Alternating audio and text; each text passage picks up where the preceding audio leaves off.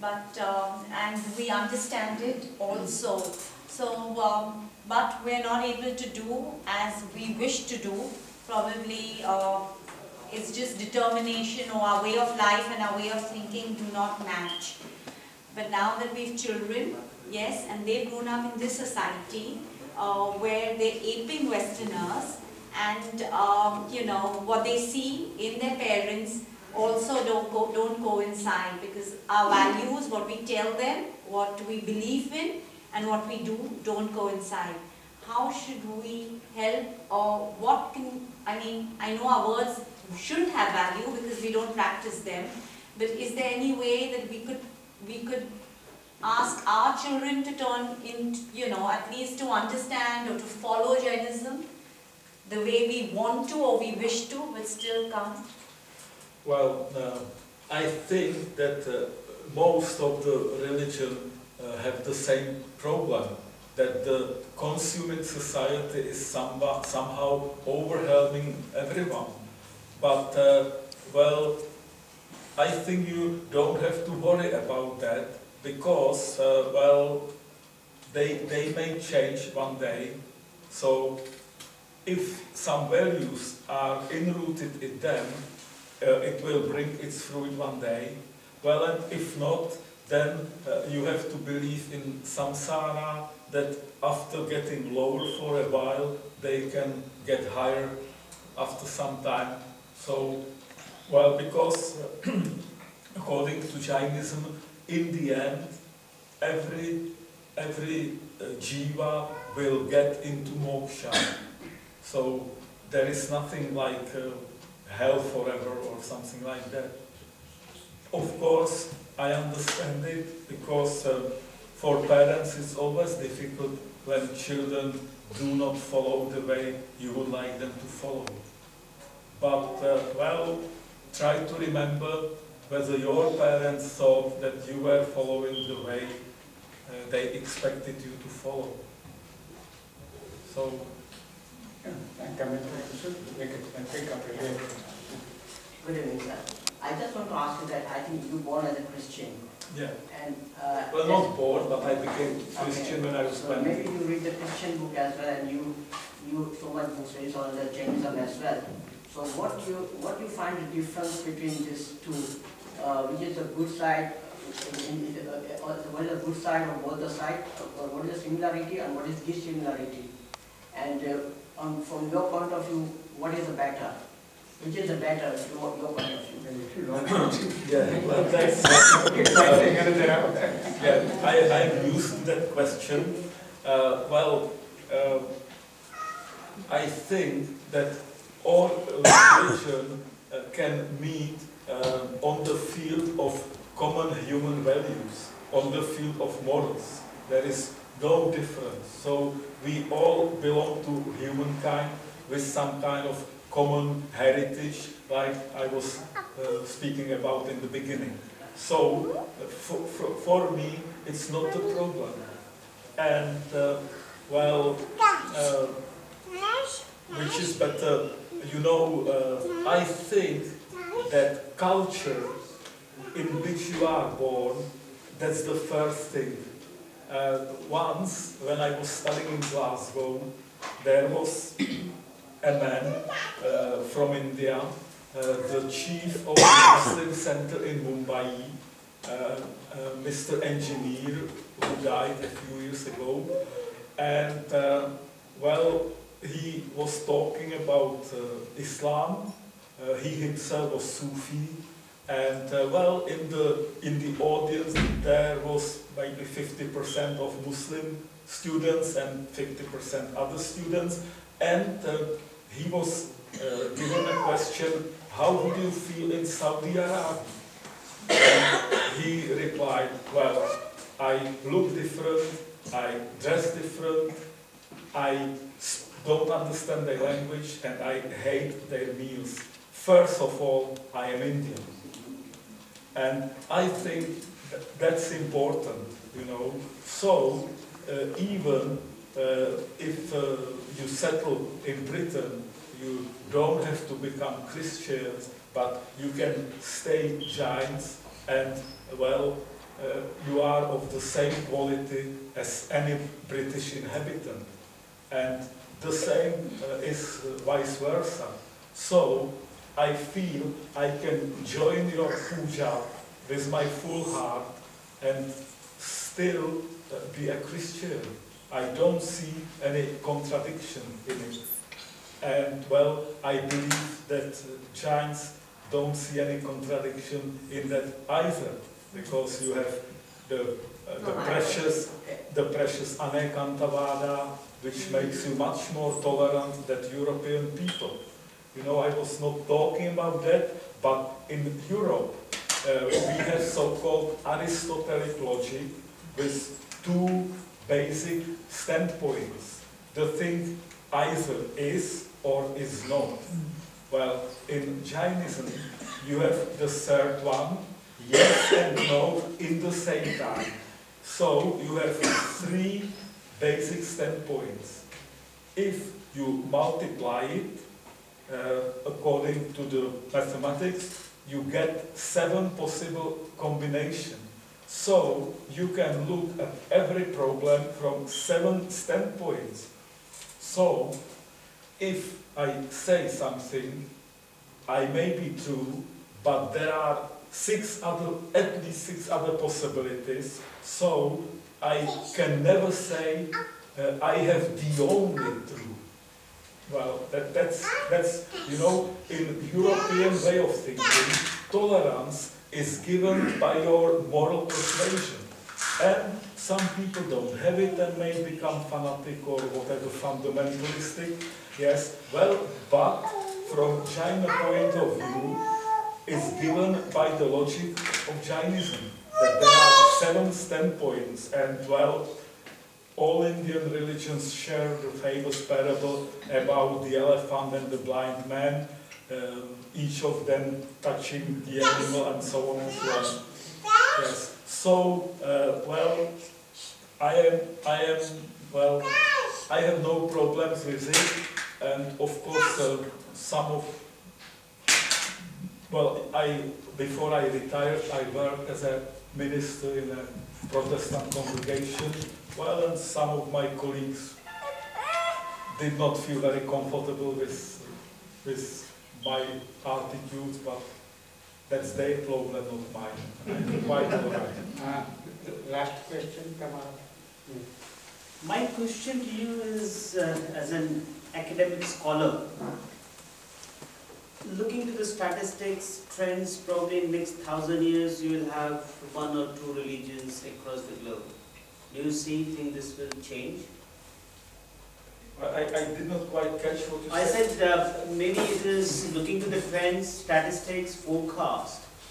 In next 1,000 years, there will be a couple of religions in this world. Do you think it would change? And if yes, why? You know, I am not a fortune teller, so I don't know. No, this is more from a philosophical perspective. What will make people think differently? What Jain philosophy, I mean, how we address in light of Jain philosophy? Well, it is ever existing, so how do you foresee that to exist after 1,000 years?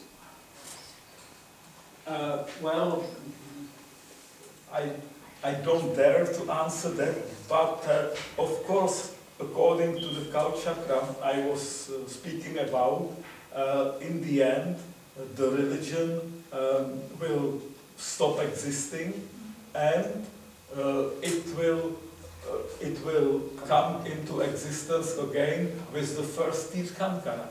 And well, if you accept the teaching about Jiva by itself, it's Kevala Jnana, and well, it has all the best qualities, and it's only the cover of karmic matter which makes it unclear. So, in fact, removing all this matter, Kevala Jnana reveals, and of course the first task of the Tirthankara is to renew the religion. Yeah, of course, it's a religious point of view, not a scientific one.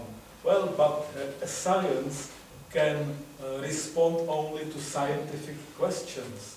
And the question of life is not a scientific question. You know, it's more, our life is more than science. That's what I think. Okay. One. What? એક પૂછે. I think I came late, so maybe you could have addressed this, but I would like to know, how do you create interest in the people? I've heard that you teach Jainism in the university in Prague. How do you create interest in your students for this religion? I don't think it's a very common religion, people would have heard about it. કોઈ Indian નથી. So how, do you have students, and if yes? Yes, well, 20-25. the group of students is not very big, but well, when the semester starts, we usually, all the teacher of religion, we come to the group of students and we somehow present what our lectures will be about. And it's also on the web, so they can decide. And well, so I have no problems with not having students in my class. Yes, and as I said before, I think Jainism is extremely interesting, even for people who are interested only from so-called scientific point of view, because it's continuous over such a long period and many other things I mentioned here. So yes, It's quite encouraging that there are people who want to know more about this religion. well, why not? Thank you. Thank you very much.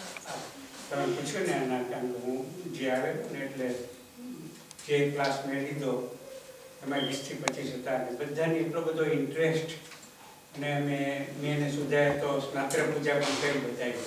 ભલે બધા સાધનો નહોતા, ખુરશી ઉપર ખુરશી મૂકીને કપડું મૂકીને તીર્થંકર ભગવાનની પ્રતિમા લઈ ગયા હતા અહીંથી ઇન્જન ચલાવવા નહોતી લીધી ઓફિસથી નાની કરી અને બધું બતાવ્યું. કેટલો બધો ઇન્ટરેસ્ટ હતો અને ઘણું એ લોકોએ આમાં બહુ રસ લીધેલો અને આ પોતે તો એકદમ ડિવોટેડ છે શીખવવા માટે. એક એણે જે કહ્યું ને કે એક વ્યૂ પોઈન્ટની સામે 6 વ્યૂ પોઈન્ટ હોય, તો ગુજરાતીમાં એને નઈ વાત કહે છે. એમાં 6 ભાંગા હોય, સ્યાદ અસ્તિ, સ્યાદ નસ્તિ, નાસ્તિ, સ્યાદ અસ્તિ, નાસ્તિ, સપ્તભંગી કહેવાય ને.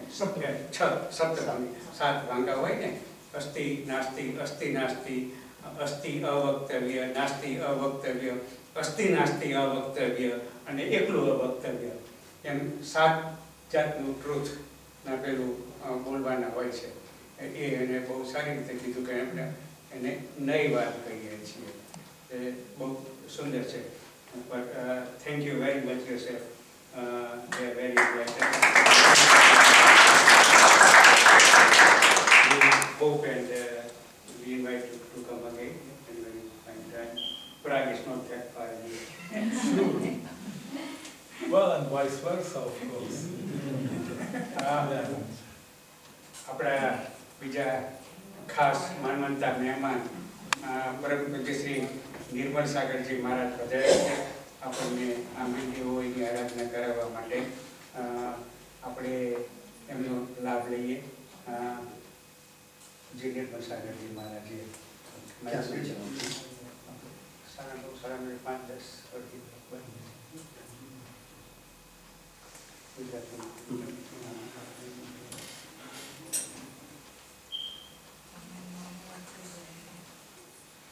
આપણે જે સબ્જેક્ટ અત્યારે ડિસ્કસ કરી રહ્યા હતા, કારણ કે આજે સિદ્ધપદ ઉપર આમ તો પ્રવચન કરવું, પણ એના કરતાં કદાચ જે સબ્જેક્ટ ચાલી જ રહ્યો હતો એની અંદર જ થોડુંક વધારે આપણે ડિસ્કસ કરીએ તો કદાચ મને એમ લાગે કે તમને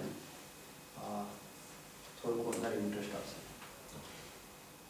સૌથી પહેલાં એક વસ્તુ કહીશ, આ જગતની અંદર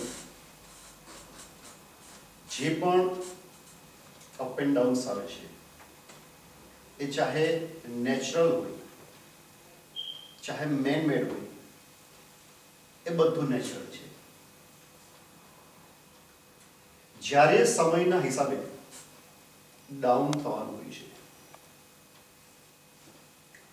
ધર્મ, સંસ્કૃતિ, આચાર, કંઈ પણ કોઈ પણ વસ્તુ, ત્યારે એની અંદર કોઈક વ્યક્તિ, કોઈક ગ્રુપ, કોઈક દેશ, કોઈક રીતે એ નિમિત્ત બને છે.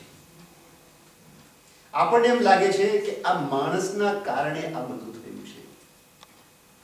માણસ ત્યાં માત્ર નિમિત્ત બનેલો છે.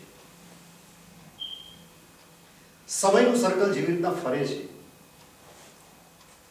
એ પ્રમાણે એ પરિવર્તન થવાનું જ હોય છે. માણસ ફક્ત એની અંદર ઇન્સ્ટ્રુમેન્ટ હોય છે. બીજી એક વસ્તુ છે કે જ્યારે જે જગ્યાએ જેને પણ જ્ઞાન પ્રાપ્ત કરવાનું હોય છે, નિમિત્ત એની મેળે એની પાસે આવી જાય છે. એવું જરૂરી નથી કે વ્યક્તિ દુનિયાના એક ખૂણાની અંદર બેઠેલો છે એવી જગ્યાએ કે જ્યાં એને એ ટાઈપનું જ્ઞાન, નોલેજ મળી શકે એમ નથી, એટલે એ નોલેજ એને નહીં મળવાનું. અથવા તો એવું પણ નથી કે જે જગ્યાએ ખૂબ નોલેજ મળી શકતું હોય એ જગ્યાએ એ બેઠેલો છે અને એટલા માટે એને એ નોલેજ મળશે. જો એને નોલેજ મળવાનું હોય છે, નોલેજ એની પાસે આવશે. જેવી રીતના એમનું જ ઉદાહરણ એમને એક્ઝામ્પલ આપ્યું. એ સમયે ધર્મની પુસ્તક પ્રિન્ટ થવી એ પણ તકલીફના દિવસો હતા, પરંતુ એમને જૈન ધર્મ વિશે કંઈક પ્રાપ્ત થવાનું હતું, એમનો એ સમય પાક્યો. એમના એ પ્રકારના કર્મ એ જાગૃત થયા. આપણે ત્યાં 5 સમવાય કારણ માને છે. કોઈ પણ ઘટના પાછળ 5 સમવાય કારણ: કાલ, સ્વભાવ, નિયતિ, પૂર્વકૃત કર્મ અને પુરુષાર્થ. અને આ 5 સમવાય કારણ ઓછા વત્તા અંશે બધી જ ઘટનાઓની અંદર જવાબદાર હોય છે. એટલે એમનો પૂર્વકર્મનો એ પ્રકારનો ઉદય થયો, સત્કર્મ જેને આપણે કહીએ, સારા કર્મ, સમય પાક્યો. જેવી રીતના એક બીજું એક્ઝામ્પલ તમને આપું આ જ વસ્તુને સમજાવવા માટે, એટલે પછી પાછું ફરીથી આ વસ્તુ આપણે સમજી શકીશું. કેરી હોય, એનો ગોટલો આપણે જમીનની અંદર વાવીએ, એનો ટાઈમ થાય ત્યારે જ એ કેરી રૂપે ફળ આપે. ટાઈમ પહેલા ન આપી શકે. એ છે ટાઈમ ફેક્ટર, કાળ જેને કહીએ છીએ. નિશ્ચિત ઝાડમાં નિશ્ચિત ટાઈપની જ કેરી થાય. આફૂસનું ઝાડ હોય તો એની પર આફૂસ કેરી જ થાય, અને લંગડો હોય તો એની અંદર લંગડો કેરી જ થશે. એની અંદર પછી કેસર કેરી નહીં લાગે. સ્વભાવ, નેચર ફેક્ટર કહેવાય છે. કાલ, સ્વભાવ, નિયતિ. કેરીના ઝાડ ઉપર અનેક કેરીઓ લાગે, પણ ઘણી મોટી થયા પહેલા જ ખરી પડે. ઘણી કેરીને પક્ષીઓ ટોચી જાય એટલે એ બગડી જાય, અને કોઈક કેરી મોટી બને, વ્યવસ્થિત પાકે. આ છે નિયતિ ફેક્ટર. કાલ, સ્વભાવ, નિયતિ. પછી છે પૂર્વકૃત કર્મ. પૂર્વકૃત કર્મ એટલે કે અમુક નિશ્ચિત પ્રકારની જે કેરી છે એનું કર્મ એવું હોય છે, એક જ ડાળ ઉપર, એક જ ઝાડ, એક જ ડાળ, પણ એક કેરી ખાટી હોય છે, એકદમ મીઠી સાકરની થઈ હોય છે. ઝાડ એક જ, ડાળી પણ એક જ, ઝુમખું પણ એક જ, બંને પાસે પાસે છે. એક સરખો રસ ત્યાં સુધી તો પહોંચ્યો છે, પરંતુ એકને ખાટો રસ પહોંચ્યો છે ને એકને મીઠો રસ પહોંચ્યો છે. પૂર્વકૃત કર્મ ફેક્ટર. અને એની અંદર ક્યાંક ને ક્યાંક કોઈક માણસનો જે પુરુષાર્થ લાગેલો છે, કોઈ ગોટલો વાવ્યો અથવા તો ઝાડ બહાર આવ્યું એ પછી કોઈ એને પાણી આપ્યું કે કંઈક ખાતર આપ્યું કે કોઈ એની કેર કરી, કોઈને એને ધ્યાન રાખ્યું અને એટલા માટે એની ઉપર કેરી પાકવા સુધી પહોંચી છે. આમ દેખાય સીધી સાદી ઘટના, પણ પાંચે વસ્તુ એની અંદર પડેલી છે. એવું નથી કે એક વસ્તુ નથી કરીને કેરી પાકવાની હોય છતાં પણ એના ટાઈમે જ પાકશે, એના પહેલાની ટાઈમે પાકે. એવી રીતના જ જે ઘટના ઘટવાની હોય છે, ચાહે એક વ્યક્તિને ખરાબ થવાનું હોય છે અથવા તો એક વ્યક્તિને સારું થવાનું હોય છે, એક વ્યક્તિને જ્ઞાન પ્રાપ્ત કરવાનું હોય છે, તો એના સમય, એના પૂર્વકૃત કર્મના કારણે, એના પુરુષાર્થથી, એના ભાગ્યથી એ બધી જ વસ્તુઓનો સુમેળ થઈ જાય છે અને ત્યારે એને એ પ્રકારનું જ્ઞાન પ્રાપ્ત થાય છે. આ નિશ્ચિત વસ્તુ છે. એટલે જ્યારે જે કાળે જે ઘટના જે ક્ષેત્રની અંદર બનવાની લખેલી છે એ ત્યારે ત્યાં તેવી રીતના બને છે. એની અંદર કોઈકનો પુરુષાર્થ પણ લાગેલો હોય છે, કોઈકનો પ્રયત્ન પણ લાગેલો હોય છે. આ બધું અને સતત કાળનું સર્કલ ફરે છે. કોઈક વખત કોઈક ધર્મ બહુ જ પ્રબળતા એકદમ આપણે એમ થાય કે આ તો એટલો પ્રસિદ્ધ ધર્મ છે, આજે એટલો બધો પાવરફુલ છે, આ ધર્મ કોઈ દિવસ જેની કરીને ખતમ નહીં થાય. હવે તો જેની કરીને એ વધતો જ જશે અને બીજા જે નાના નાના ધર્મો છે ને એ બધા ડિસ્ટ્રોય થઈ જશે, ખતમ થઈ જશે. જે રીતના એ ભાઈનો જે પ્રશ્ન હતો એની ઉપર હું ડિસ્કસ કરી રહ્યો છું તમારો. પરંતુ એવું પણ નથી, કારણ કે આજથી જો 2000 વર્ષ પહેલા જોવા જાઓ તો માત્ર 10 વ્યક્તિ જીસસને માનતા હતા. એમને ઘણું સ્ટ્રગલ કરવું પડ્યું. ત્યારે આજે આ 600-700 કરોડની માનવ વસ્તી આપણા આ અર્થની અંદર છે, એની અંદર આજે લગભગ 150 કરોડ ઉપર ક્રિશ્ચિયનિટીને માનવા છે. 2000 વર્ષ પહેલા કોઈ જો એમ વિચાર કરતો કે ના આથી લાંબુ ન ટકે, 10 માણસો આવે, કાંઈ કશું નથી થવાનું. અથવા તો એ જમાનાની અંદર જ્યારે બુદ્ધ ધર્મ અથવા તો હિન્દુઇઝમ બહુ જ પ્રબળ હતું, ત્યારે એને કોઈએ ફોરકાસ્ટ કર્યું હોય તો શું ફોરકાસ્ટ કરી શકે? એમ થાય કે આ તો આગળ જ વધવાનું, આનું કંઈ કશું થવાનું નહીં. પણ આજે જ્યારે આપણે હિન્દુઇઝમનું અથવા તો જૈનિઝમ, એ વખતે આજથી લગભગ 1700-1800 વર્ષ પહેલાની વાત કરું,